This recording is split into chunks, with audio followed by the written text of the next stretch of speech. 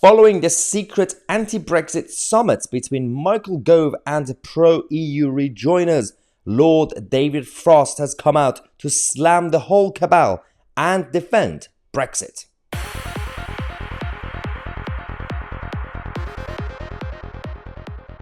Okay, so we have an update on what we talked about yesterday about this secret two-day summit that was, I believe, actually chaired by Peter Mandelson, attended by the likes of Michael Gove from the government, the so-called pro-Brexit Michael Gove, as well as David Lammy, one of the chief Remoaners, and Ollie Robbins, Theresa May's negotiator.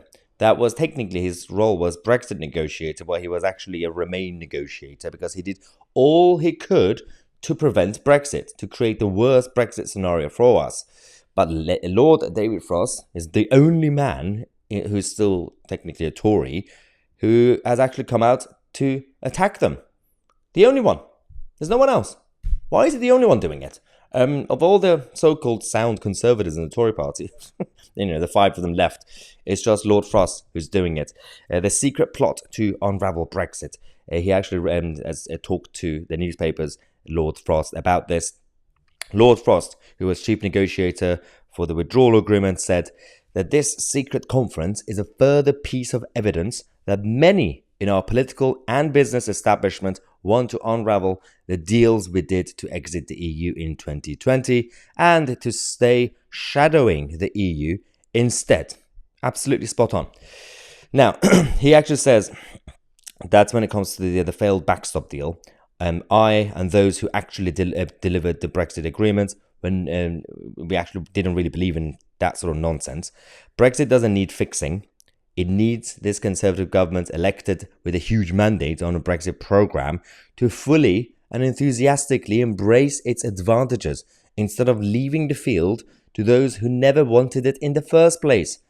I and millions of others want the government to get on with that instead of raising taxes, deterring investment and pushing public spending to its highest level for 70 years.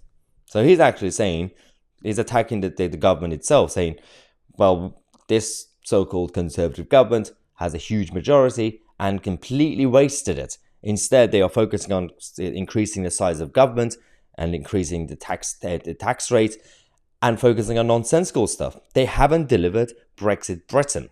You could deliver Brexit, but then you have to deliver Brexit Britain. And he's absolutely spot on this issue. He's actually also talked to CTAM, Lord Frost, to say that we have to actually embrace the advantages of Brexit. He's been very proactive this morning, going around doing the media rounds. But again, there is an issue. Is that enough? Lord David Frost every now and then comes out and says these things. Is anything being done about it? Because some people are just getting frustrated, saying, well, there are a couple of you who say all the right things, but you're not really in power, so what's the point? Unless you're going to have any sort of plan, legitimate plan to do something about the Tory party or leaving the Tory party, something, anything. There are some, like Lord Cruddas and many others who are behind this Conservative Democratic organisation, whatever it's called.